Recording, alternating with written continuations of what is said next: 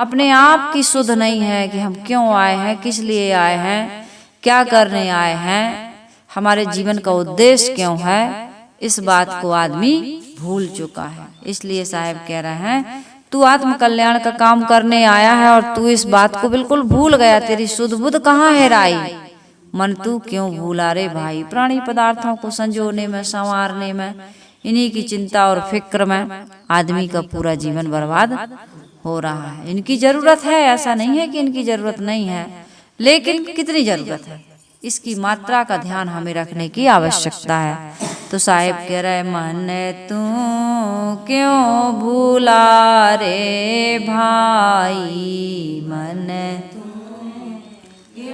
भूला रे भाई, तेरी सुध बुध कहाँ हेराई, तेरी सुध बुध कहाँ हेराई, मन तू क्यों भूला रे भाई। स्थायी समझ लिया इस संबंध को, इन प्राणी और पदार्थ को, इस शरीर को, इसलिए तू ये भूल कर रहा है। साहब कहते हैं यहाँ की स्थिति कैसी, जैसे पंछी रैन बसेरा, जैसे रैन बसेरा, बसे वृक्ष पर आई, भोर भय सब काज आप को, भोर भय सब काज आप को, जहाँ तहाँ उड़ जाई, मन तू क्यों भूला रे भाई, मन तू क्यों भूला रे भाई। स्वप्न में विभोर, स्वप्न में तो ही राज मिलो है, स्वप्न में तो ही राज मिलो है, हाकिम हुक्म दुहाई, जागी पड़ो तब सब हेरायो, जागी पड़ो तब सब हेरायो, पलक खुले सुधि आई, मन तू क्यों भूला रे भाई, मन तू क्यों भूला रे भाई। मात पिता सुत बंधु तिरिया, मात पिता सुत बंधु तिरिया, नाते सगे सगाई, यह तो सब स्वार्थ के संगी, यह तो सब स्वार्थ के संगी, झूठी लोक बड़ाई, मन तू क्यों भूला रे भाई, मन तू क्यों भूला रे भाई। सागर माही लहर उठत है, सागर माही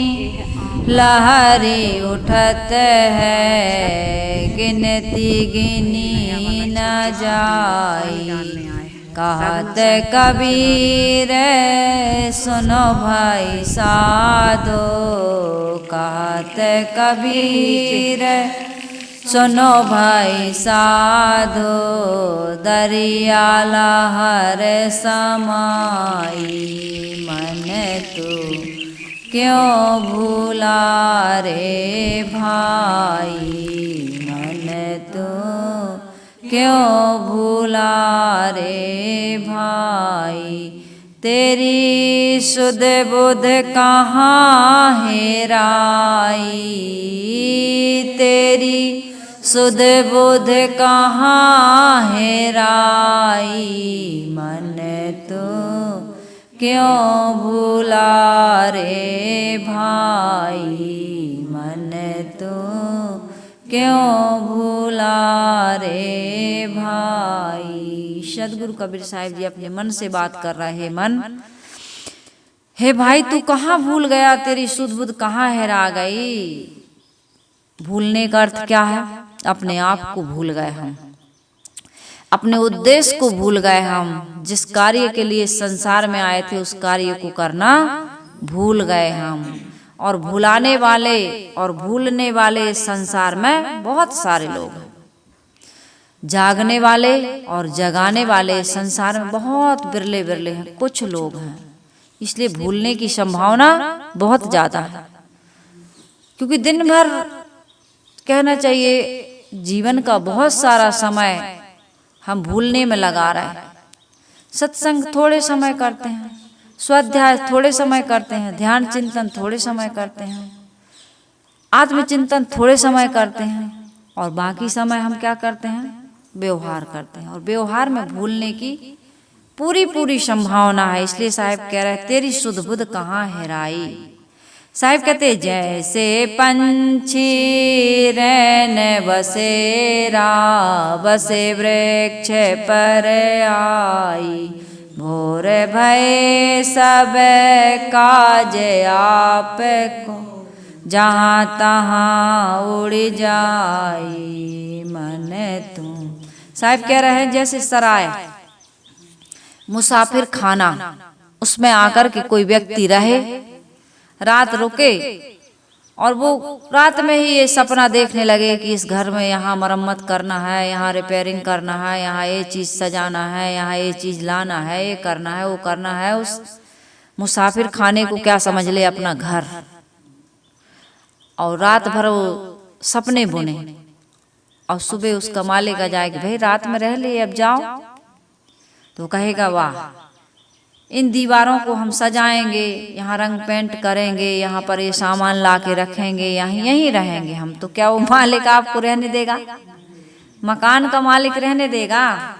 एक संत जी थे, कहते हैं संत ने देखा कि जैसे हमारे भगत जी के 22 कमरा हैं, 22 कमरों का मकान है, किराए पर देते हैं। ऐसे वो भी सेठ जी थे, तो आते थे लोग, किराया देते थे और चले जाते थे, रुकते थे तो किराया देते थे। तो संत जी आए, सोचे कि सेठ है और एक रात रुकने में क्या है, तो रुके। तो उनको अच्छा लगा, तो 15 दिन महीने भर भी रुक गए। तो जब रुके वहां, तो संत को तो कहीं भी रहना है, भजन करना है। तो 1 महीने के बाद जब वो जाने लगे, तो सेठ जी ने कहा कि भाई महात्मा जी किराया? कहा भाई किराया तो मेरे पास नहीं है। मैं सोचा सेठ हैं, धर्मात्मा हैं, और इतने सारे कमरे हैं, इतने सारे किराएदार हैं, मुझसे नहीं लेंगे, मैं संत हूँ, इसलिए मैं इतने दिन रह गया। बोले जब पैसा नहीं था तो इतने दिन रहने की जरूरत क्या थी? सेठ ऐसे नहीं बना जाता है, एक एक पैसा जोड़ा जाता है तब कहीं सेठ बना जाता है। मैं कुछ नहीं जानता, ना संत जानता हूँ, ना मैं धर्म कर्म जानता हूँ, मुझे तो पैसा चाहिए, पैसा। पैसा दोगे तभी जाने दूंगा। तो संत ने कहा कि भाई बड़ा लोभी किस्म का आदमी है, और लगता है संतों से कभी इसने सत्संग किया नहीं। अब जाने के समय में इसको मैं क्या समझाऊं? मैं इतने दिन रहा, 1 महीने रहा, लेकिन कभी मेरे पास आया भी नहीं कि कुछ इसको बताते मैं, क्योंकि इसके अंदर कोई जिज्ञासा ही नहीं है। तो संत ने कहा ज्ञान से तो समझेगा नहीं, ऐसी बातों से, थ्योरी से नहीं समझेगा। तो उन्होंने थोड़ा प्रैक्टिकल का ज्ञान दिया। कहे देखो ऐसा है, यदि तुम बिना लिए कुछ रहने नहीं देते हो, कुछ लिए बिना नहीं रहने देते हो, तो मेरे पास एक सुई है। कपड़े फट जाते हैं तो मैं अपने कपड़ों को सुई धागा से सिल लेता हूँ, तो मेरे पास तो एक सुई है। ऐसा करिए, ये सुई रख ली गई, सुई लेके मैं क्या करूँगा? मुझे मूर्ख बना रहा है, सुई का मैं क्या करूँगा? बोले देखो भाई, ये सुई मैं 1 महीने का किराया नहीं दे रहा हूँ, ये मैं तुम्हें सुई स्वर्ग की चाबी समझ कर दे रहा हूँ। आप जब मरोगे ना, ये तो पता है कि मरोगे, कोई कितना भी व्यक्ति सत्संगी ना हो, मंदिर में ना जाता हो, सदग्रंथ ना पढ़ता हो, स्वाध्याय ना करता हो, कुछ ना करता हो, फिर भी वो ये जानता है कि हमको मरना है, क्योंकि आए दिन लोग मर रहे हैं इस संसार में। पल पल घटनाएं जो हम देख रहे हैं वो सब मर रहा है। आज कितनी तारीख है? 19 तारीख और दिन शुक्रवार है। दिन शुक्रवार 2026 महीना है जून का। 19 जून 2026 दिन शुक्रवार, ये कभी आने वाला नहीं है। और अभी 6 बज करके कितने मिनट हो रहा है? 26-27 मिनट हो रहा है। ये समय कभी आने वाला, जिंदगी में कभी आने वाला अब नहीं। क्षण क्षण मर रहा है कि नहीं मर रहा है? जैसे कोई मर के चला जाता है तो फिर दोबारा नहीं आता। तो जो भी घटनाएं अभी घट रही हैं वो मरती जा रही हैं, वो कभी आने वाली नहीं है। तो मरोगे कि नहीं मरोगे? बोले मरेंगे तो जरूर। तो कहे ऐसा करना, मान लो तुमने सत्संग नहीं किया है, धर्म नहीं किया है, पुण्य परमार्थ नहीं किया, दान पुण्य नहीं किया, कुछ भी नहीं किया है, तुम नरक में, मान लो, हमें नहीं कह रहा कि तुम नरक जाओगे, मान लो नरक में जाने का समय आ गया, तो सुई लेते आना, इसमें बैठ जाइए टिक के, सुई लेते आना और इस सुई को मुझे दिखा देना, मैं वहीं स्वर्ग के फाटक पर मिलूंगा आपसे, मैं वादा कर रहा हूँ, संत हूँ, झूठ नहीं बोलूंगा। आप क्या करना, इस सुई को लेते आना।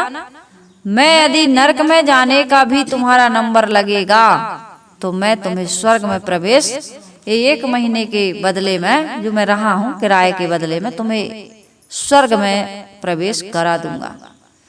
अब सेठ जी बड़े खुश कि 1 महीने के किराया में स्वर्ग की टिकट मिल गई। तो भाई उन सबसे प्रिय क्या होती? पत्नी। तो दौड़ के गए पत्नी के पास, कहे आज बड़े खुश लग रहा है। अरे क्या बताएं, 1 महीने के किराया में स्वर्ग की टिकट मिल गई। कहे कैसे? कहे एक महात्मा जी सब बताए। अरे कहे तुमको मूर्ख बना दिए, तुम्हारा जैसा मूर्ख आदमी तो हमने संसार में आज तक कभी देखा नहीं। कहे कैसे मूर्ख बना दिए? कहे ये बताओ, मर जाओगे तो सुई ले जाओगे? अरे कहे ये तो बिल्कुल ध्यान नहीं आया, महात्मा जी के पास ऐसी सम्मोहन विद्या है, उन्होंने कहा और मैं मान गया, मुझे ध्यान ही नहीं रहा कि मरूंगा तो सुई नहीं ले जा पाऊंगा, तो वहां दिखाऊंगा क्या? अब क्या करूं? बोले अभी ज्यादा दूर नहीं गए होंगे। उन्होंने सुई दी और तुरंत दौड़ के आया मैं खुशखबरी सुनाने। तो जाओ महात्मा जी को पकड़ो। तो गए, महात्मा जी थोड़ी दूर जा पाए थे, बहुत गाली वाली भी देने लगे, अपशब्द बोलने लगे। कहे तुम बड़े धूर्त किस्म के आदमी हो, हमको मूर्ख बना दिया तुमने। तुम कहते हो कि मरने के बाद ये सुई लेते आना, हम तुम्हें स्वर्ग में प्रवेश करा देंगे, तुमने तो हमारे साथ धोखा किया। दुनिया की बातें करने लगाओ। महात्मा जी ने सब सुना, जब पूरा बोल चुका तब कहे अरे मूर्ख, जब तू मरेगा तो सुई भी नहीं ले जाएगा और 1 महीने के किराए के लिए मुझे परेशान कर रहा है, तुझे इतनी अकल नहीं है कि महात्मा रह गए तो क्या होता है? 1 कमरा, तेरे इतने सारे कमरे हैं धर्मशाला में, यदि 1 कमरा में 1 महीना रह लिए, तू मुझे किराए के लिए, पैसे के लिए परेशान कर रहा है। ये मरेगा तो कुछ लेके जाएगा। याद रख, सिकंदर के हौसले तो आली थे, लेकिन जब गया था दुनिया से तो दोनों हाथ खाली थे। खाली होकर के जाएंगे। यहाँ जो कुछ करना है, जो भी करना है कर ले अभी, आज ही। वक्त पल 2 पलों में गुजर जाएगा, निकल जाएगा। धर्म कर लो, शरीर से, मन से, वाणी से, कर्म से, धन से, जो भी साधन मिला है, अपनी पत्नी है, बच्चे हैं, उनसे भी पुण्य परमार्थ कराओ। देखो शर्मा जी जब बुलाते हैं, आते हैं, कहते हैं अपनी श्रीमती जी को ले आइएगा, धर्म पत्नी को ले आइएगा, ले आए, आ गए, रह रहे हैं, बढ़िया सेवा भी कर रहा है, सत्संग से भी लाभ ले रहा है। तो दोनों चीज की जरूरत है। यहाँ एक चक्के से गाड़ी नहीं चलती है। केवल व्यवहार व्यवहार व्यवहार, केवल भौतिक धन भौतिक धन भौतिक धन, आध्यात्मिक धन ना कमाए तो हमारा जीवन सफल और सार्थक नहीं। जीवन कैसे कहते हैं? जड़ और चेतन के संगम काल को जीवन कहते हैं। ये जड़ क्या है? शरीर। शरीर की व्यवस्था के लिए हम कितना ध्यान देते हैं, और आत्मा के उद्धार के लिए हम जरा भी ध्यान ना दें तो यहाँ पर साहेब कह रहे मन तू क्यों भूला रे भाई, तेरी सुध बुध कहाँ हेराई। मन तू रे भाई, जैसे पंछी रैन बसेरा, बसे वृक्ष पर आई। भोर भय सब काज आप को, जहाँ तहाँ उड़ जाई। मन तो क्यों भूला रे भाई। यात्री, हम सब क्या हैं? यात्री, अपना काम करने आए हैं। ये जितने भी परिवार में सदस्य हैं या जिनसे जिनसे जहाँ जहाँ तक हमारा संबंध है, ये सब पंछी हैं, अपना अपना अलग अलग दिशा में उड़ जाएंगे। कोई किसी का साथ देने वाला नहीं, दुनिया में अकेले आए हैं और जाने के समय भी हम सब अपने अपने समय से अकेले जाएंगे। सबके अपने अपने कर्म हैं, संस्कार हैं, स्वभाव है। उस कर्म स्वभाव संस्कार के अनुसार जीव अपने अपनी गति मुक्ति प्राप्त कर रहा है। हम सबको इनके साथ रह करके अपने कल्याण का काम, शांति का काम करना चाहिए। जो भी विघ्न आते हैं, बाधाएं आती हैं, इसे सह करके अपने आत्म कल्याण के काम में लगना चाहिए। तो संत गुरुजन हमें यही शिक्षा देते हैं, यही समझाते हैं कि हम सबको क्या करना चाहिए? अपने आत्म कल्याण का काम करना चाहिए। समुद्र के किनारे कोई रेत का महल बनाए और समुद्र की लहर आए, सब बहा करके ले जाए, और वो रोए कि अरे समुद्र में लहर आई, हमारे रेत के महल को बिगाड़ गई, बहा दिया, नष्ट कर दिया। तो ऐसे ही एक दिन काल रूपी लहर आएगी और हमारे इस माने हुए अपने घर को, परिवार को कैसी कैसी घटनाएं हो जाती हैं, जिन्हें हम कहते हैं अरे अब तो हमारा संसार ही उजड़ गया। आदमी का अपना अलग संसार है, उस संसार को उजड़ते देरी नहीं लगती। कब किसकी पत्नी चली जाए, कब किसका पति चली जाए, कभी किसका एक बेटा वही चला गया। घर मकान बनाए थे, बेटा ने गिरवी रख दिया। होता है ना, कहते हैं जीवन भर की कमाई बेटे ने जुआ में, अब जुआ नहीं खेलते, अब मोबाइल में गेम खेलते हैं लोग। कहाँ कहाँ क्या क्या हो रहा है जिसे हम अपना मानते हैं, वही हमारे लिए एक दिन गले की फांसी बन जाती है। तो इसलिए यहाँ अपना कुछ भी नहीं है, फकीर होकर के जियो। जो जब तक हो सब लेन देन व्यवहार करना पड़ता है, करो, लेकिन अपना नहीं मानना है। आगे साहेब कह रहे हैं स्वप्न में तो ही राज मिलो है, हाकिम हो काम दुहाई। जागी पड़ो तब सब हेरायो, पलक खुले सुधि आई। मन तू क्यों भूला रे भाई। स्वप्न में राज मिला है, जैसे कोई नींद में सपने देखता है, अर्ध सुसुप्ति में पहुंच गया, गाढ़ी नींद नहीं आई तो सपना देखता है, तो कोई राजा बन जाता है, तो कोई भिखारी बन जाता है, क्या क्या बन जाता है। लेकिन आंख खुलने पर सपने का राज भी गया, और दर दर भीख मांग रहे थे वो भी गया। एक राजा थे, स्वप्न देख रहे थे कि मैं भिखारी हो गया और दर दर भीख मांग रहा हूँ, भूख लगे आई। गुरुदेव जी का ये बीजक में भी प्रसंग आया है, उन्होंने लिखा है, ये कहानी को लिखी है उन्होंने। तो भीख मांग रहा है, कहीं से दाल ले आया, कहीं से चावल ले आया, कहीं से हंडी ले आया, ईंट के कहीं पर टुकड़े पड़े थे, लकड़ी बटोर करके उसने चूल्हा जलाया, पात्र में पानी रखा आग जला के, और उसमें खिचड़ी और चावल और दाल डाल के खिचड़ी बना रहा था।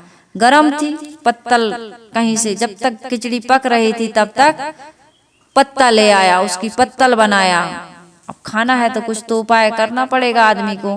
तो पत्तल बनाया और उसमें पकने के बाद ठंडा करने के लिए डाला ही था कि इतने में 2 भैंसा लड़ते हुए आ गए, इसको भी मारने को दौड़े और खिचड़ी भी रौंद डाले। ये भाग रहा है, एकदम व्याकुल है, दुखी है, इतने में आंख खुल गई। अरे देखा तो पलंग पर सोया हुआ है, मखमली गद्दों के बीच राजभवन में सोया, राजमहल में सोया हुआ। उसको बड़ा मन में विचार आया कि वो सच था कि ये सच है। संत के पास गया, संत ने कहा कि भैया ना वो सच है ना ये सच है। उस व्यक्ति ने, उस राजा ने कहा कि ऐसा कैसे हो सकता है, दोनों कैसे झूठ। संत जी ने कहा कि आंख बंद थी, जब तक आंख नहीं खुली थी तो सपना सच लग रहा था, लेकिन जिस दिन आंख बंद होगी, एक सपना हम खुली आंखों से देखते हैं और एक सपना हम बंद आंखों से। बंद आंखों का सपना थोड़े समय का रहता है, लेकिन खुली आंखों का सपना, ये सब सपना है। जगत सब रैन का सपना, समुझ मन कोई नहीं अपना। साहिब का भजन, खलक सब रैन का सपना, समझ मन कोई नहीं अपना। बहुत सुंदर इस भजन में आया है। पत्र ज्यों डाल से टूटे, घड़ा ज्यों पानी का फूटे, कुछ ऐसे है उसमें भजन में। खलक सब रैन, खलक यानी बिल्कुल इस संसार का सारा संबंध, सारे रिश्ते नाते, शरीर सपने के समान है। सपने के समान है मतलब जैसे ये छोटा सपना है, ऐसे ये बड़ा सपना है सपना ही, इससे ज्यादा और कुछ भी नहीं है। तो यहाँ पर साहिब का सपन में तो ही राज मिलो है, हाकिम हुकुम दुहाई। तुम हाकिम बने हो, दूसरे को हुक्म दे रहे हो, हमारे अनुसार चलो, हमारे जैसा करो, हम जैसा कहते हैं वैसा करो। इसी की तो लड़ाई है। हम किसी को अपना समझ के कुछ काम के लिए कह देते हैं और कुछ हुक्म चला देते। कहना मतलब आदेश देना, हुक्म देना। इसी में राग द्वेष भी होता, लड़ाई झगड़ा भी होता है। हमको ऐसा कह दिया, हमको वैसा कह दिया, लोग दुखी सुखी हो रहे हैं, वैर विरोध कर रहे हैं। हाकिम हुक्म चलाई, जाग पड़ो तब सबे हेरायो। जागने पर सपने का राज खत्म। इसी प्रकार से मरने पर एक दिन हमारा सब कुछ खत्म हो जाएगा, किसी का कुछ भी नहीं रहता। गुरुदेव जी हमेशा कहते थे, एक दिन हुच्च से हुचकी आई और काली बदरिया मुख पर छाई। कब हिचकी आ जाए, मौत की हिचकी, कोई पता नहीं। और जी रहे जब तक कितना बुरा मानते हैं या कितना अपना मानते हैं या कितना लिपटे हैं, चिपके हैं, इसलिए कि हमें सत्संग से नहीं जुड़े।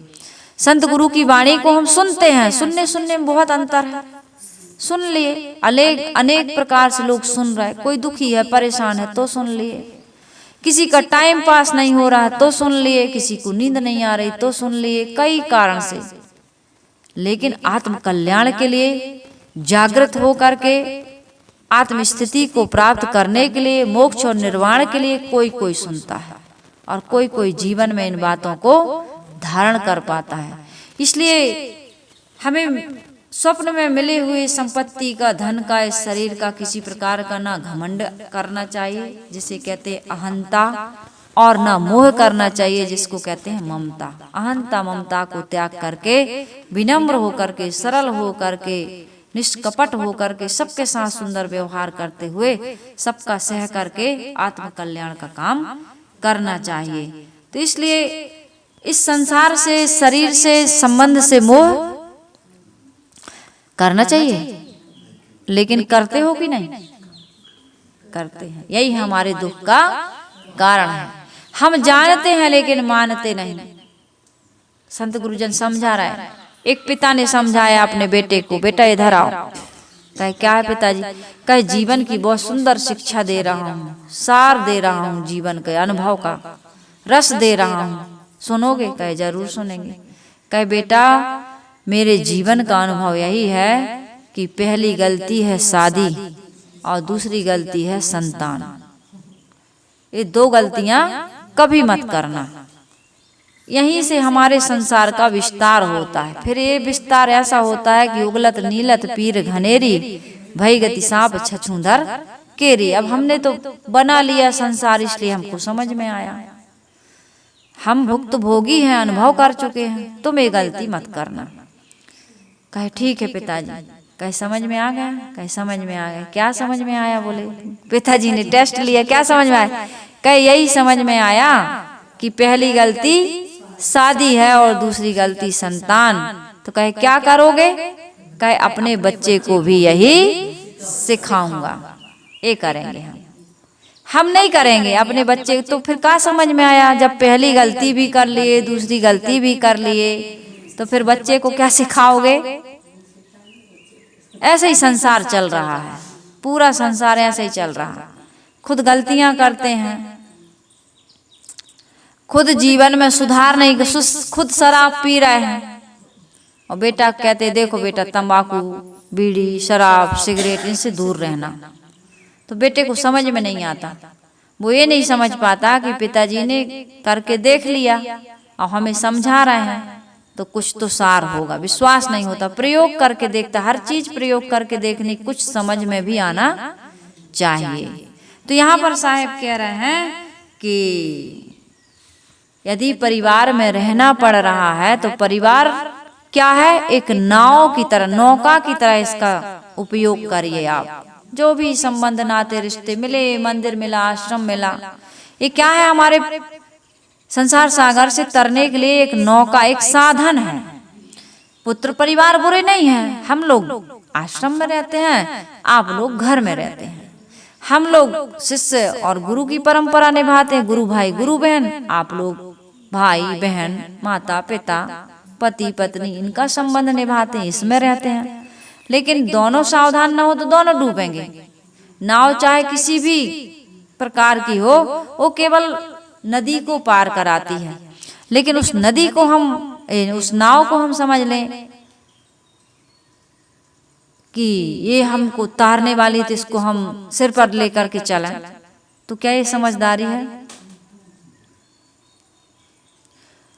हो नाव तट से बंधी, लहरों की मनमानी न हो, नाव को उस पार जाने में कोई परेशानी न हो। देख माझी याद रखना कोई नादानी न हो, नाव तो हो पानी में लेकिन नाव में पानी न हो। आप संसार में रहिए, नाते रिश्ते संबंध निभाइए, लेकिन इसको सच ना मानिए और न ये समझिए कि ये पार कर दे। पार करने के साधन, एक व्यक्ति नदी पार कर रहा था तो नाव में बैठा, और जब नाव पार हो गया तो नाव को सिर पर रख लिया।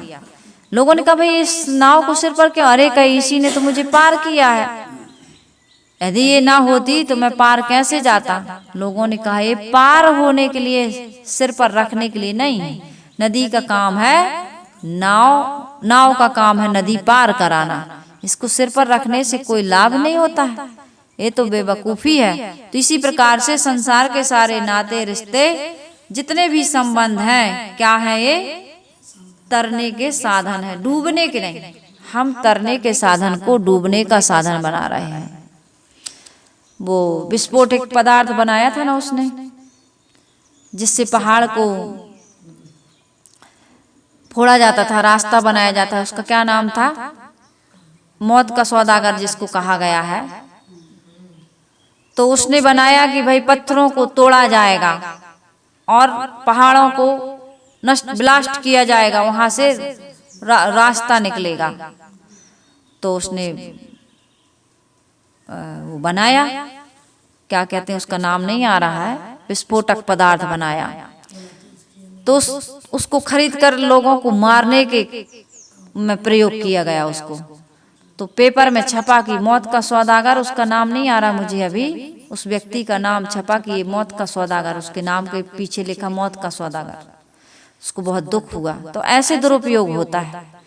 जो चीज हमारे लिए, आज जैसे भोजन ही ले लो, कोई भी चीज ले लो, भोजन हम क्यों खाते हैं? जीने के लिए।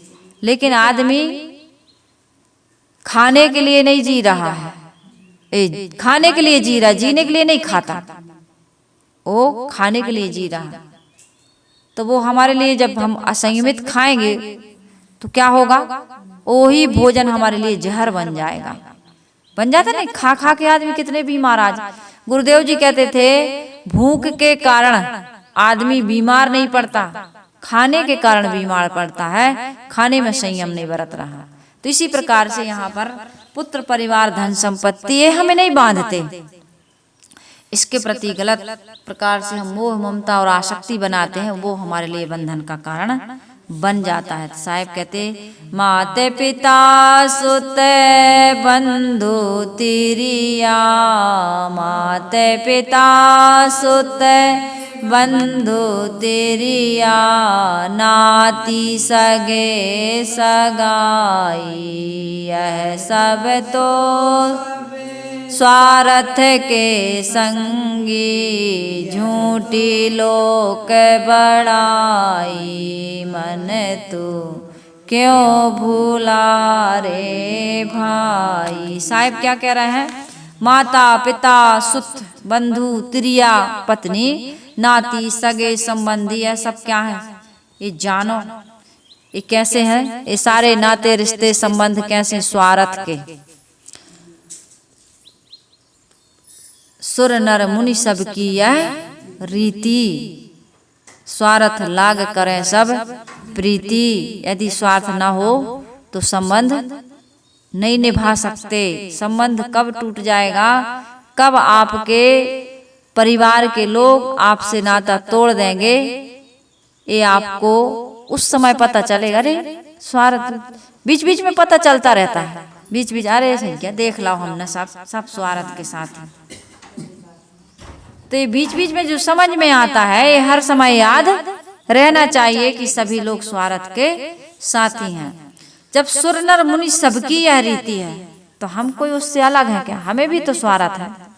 और इस स्वार्थ में पढ़ कर के हमको स्वार्थ तो है लेकिन परमार्थ का काम भी कर लेना चाहिए। स्वार्थ के हैं स्वार्थ के, लेकिन लगे स्वार्थ ही में। जब स्वार्थ के हैं तो परमार्थ कब करोगे? परमार्थ करने की भी तो आवश्यकता है। परमार्थ भी आप हमको सबको करना है। इसी के लिए तो आए। ये स्वार्थ इसीलिए बना करके चल रहा है कि परमार्थ का भी काम कर लें। बिना स्वार्थ के जीवन नहीं चलता किसी का भी। लेकिन हम कहाँ पड़े रहते हैं? केवल स्वार्थ में। परमार्थ का काम हम नहीं कर पाते हैं। एक बूढ़े व्यक्ति थे, मृत्यु शैया पर पड़े हुए थे। बेटा को बुलाए, बोले जीवन भर हमने धन कमाया, पद के पीछे, धन के पीछे, परिवार के पीछे, संसार के प्राणी पदार्थों के पीछे दौड़ते रहे। देखो बेटा खाली हाथ जा रहा हूँ, बड़ी गलती हो गई। मुझसे क्या हुआ? बड़ी गलती हो गई। मैं केवल संसारिकता में ही पड़ा रहा, ये भौतिक धन कमाने में पड़ा रहा, लेकिन आज सब कुछ छूट के जा रहा। वही चंद्र भवन सदा के लिए छूट रहा है। सिकंदर ने कहा था जब मैं इस संसार से जाऊंगा तो मेरे दोनों हाथ कफन से बाहर निकाल के 100 यात्रा शमशान तक ले जाना। रास्ते में हीरे मोती जवाहरात मोहर जो कुछ भी मैंने लूटा है छीना है उसको डाल देना, बिखेर देना। और जितने भी वैद्य हकीम डॉक्टर सबको मेरी शमशान यात्रा में शामिल करना। लोगों ने कहा क्यों?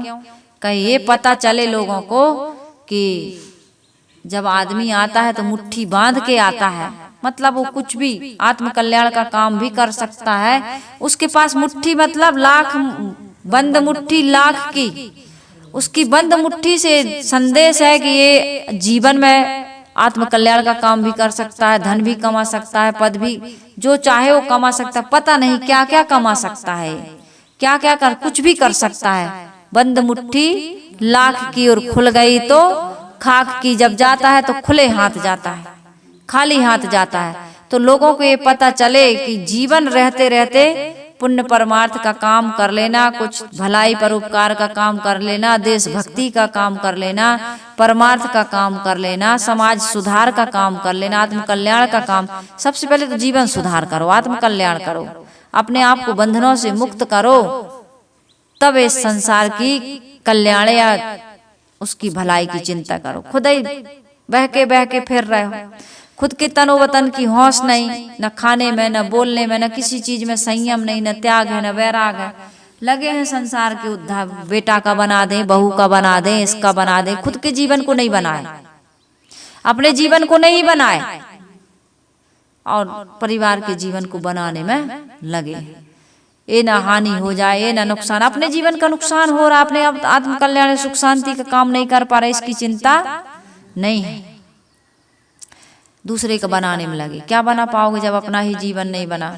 तो उस बूढ़े व्यक्ति ने कहा, मैं सिकंदर की बात कह रही थी, उस बूढ़े व्यक्ति ने भी कहा कि कुछ भी नहीं जा रहा मेरे साथ, जो भी मैंने कमाया था, जो भी हम कमाते हैं, तूने जो कमाया है वो क्या होगा, दूसरा ही खाएगा, और खाली हाथ आया है वो खाली हाथ जाएगा।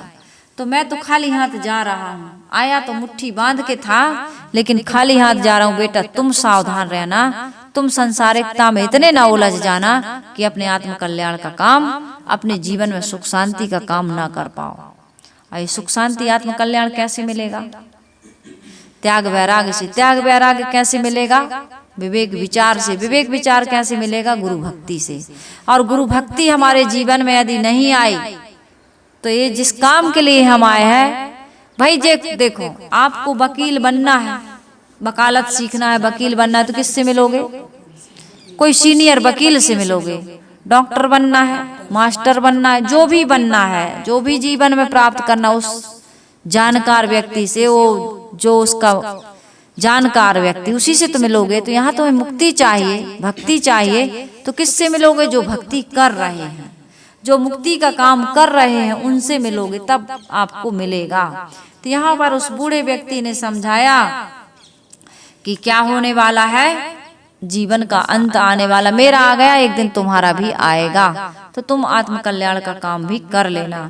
सागर माही लहर उठतो है, गिरती गिनी न जाई।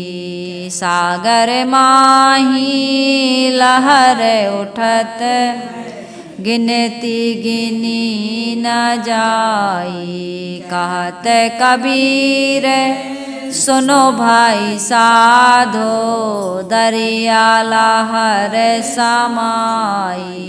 मन तू क्यों भूला रे भाई, तेरी सुध बुध कहाँ हेराई।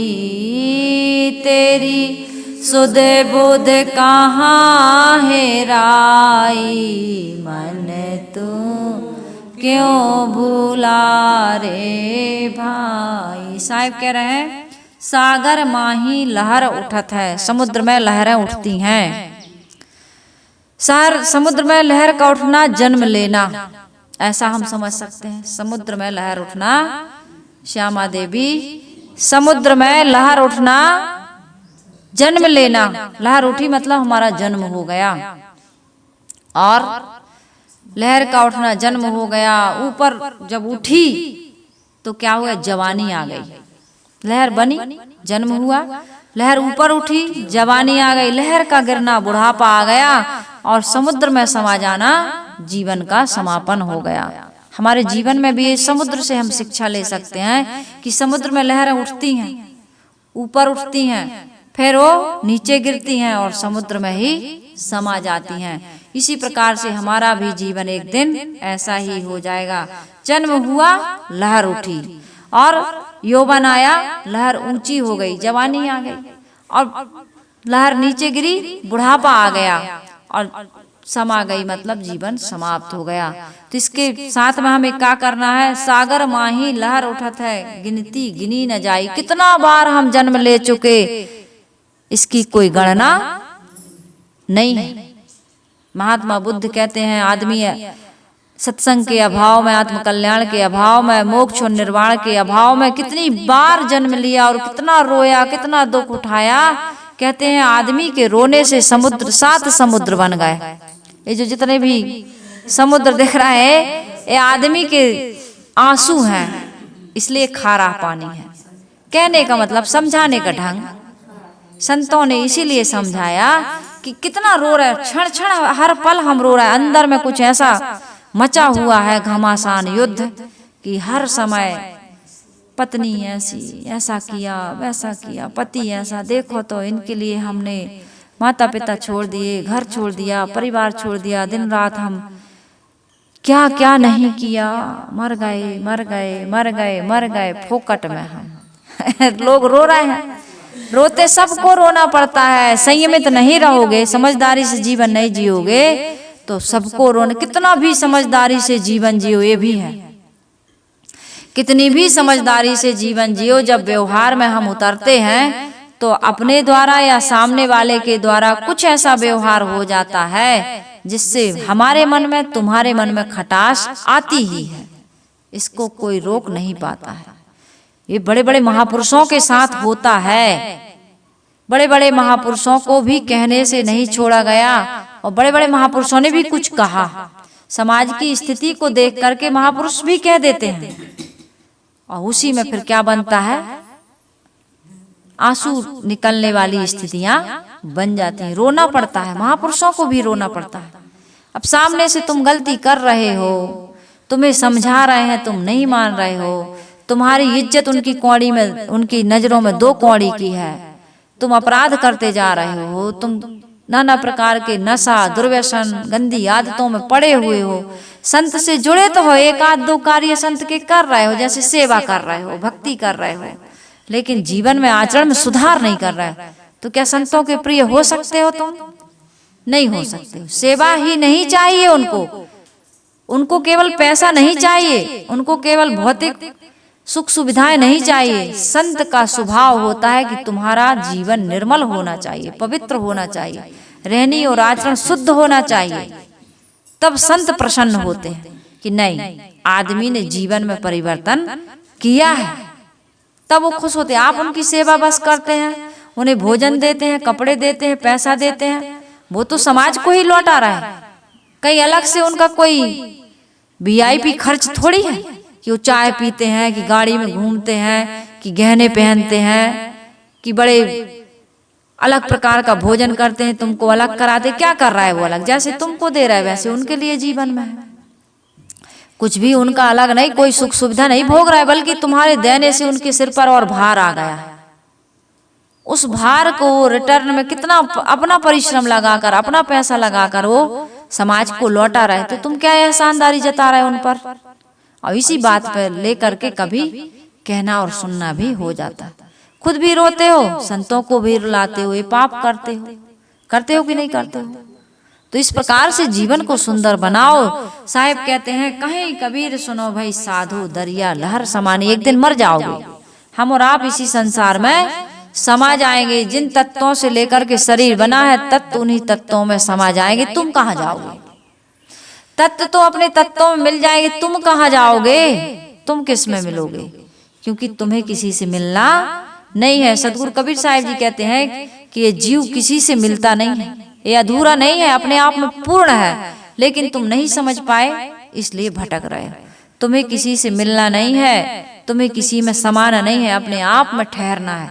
अपने आप में ठहरोगे कैसे? जब ऊपर जितना बताया गया है, मोह ममता आसक्ति अहंकार ममता सब त्याग दोगे तो शेष अपने आप में रह जाओगे, जिसको कहते हैं केवल मोक्ष निर्वाण। निर्वाण यानी बुझ जाना, केवल यानी अकेले हो जाना, मोक्ष यानी मोह का क्षय हो जाना, अपने आप में स्थित हो जाना।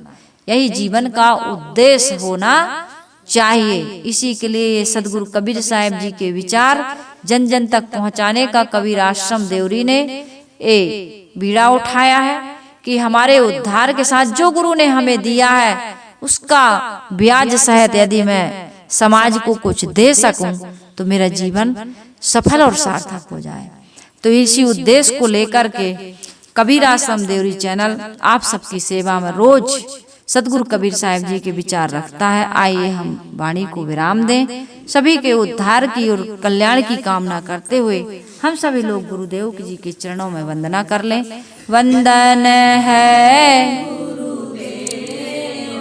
तुमको, वंदन है गुरुदेव, वंदन है गुरुदेव तुमको, वंदन है गुरुदेव। काल जाल के फंदा भारी, काल जाल के फंदा परख लखायो भेव तुमको, परख लखायो भेव तुमको वंदन है गुरुदेव वंदन देव तुमको वंदन गुरुदेव वेद शास्त्र सब खोजत हारे वेद शास्त्र खोजत हारे मर्म न जानत केव तुमको मर्म न जानत तुमको वंदन है गुरुदेव वंदन गुरुदेव तुमको वंदन गुरुदेव गुरु समान और को दाता गुरु समान और को दाता की करिए सेव तुमको ताकि करिए सेव तुमको वंदन है गुरु वंदन है गुरुदेव तुमको गुरुदेव साहिब का वीर अभय पद दाता साहिब का वीर अभय दाता पूर्ण परख समेव तुमको पूर्ण परख समेव तुमको वंदन है गुरुदेव वंदन है गुरुदेव तुमको वंदन है गुरुदेव साहेब बंदगी साहेब बंदगी साहेब बंदगी बोलिए सद्गुरुदेव की जय संत समाज की जय।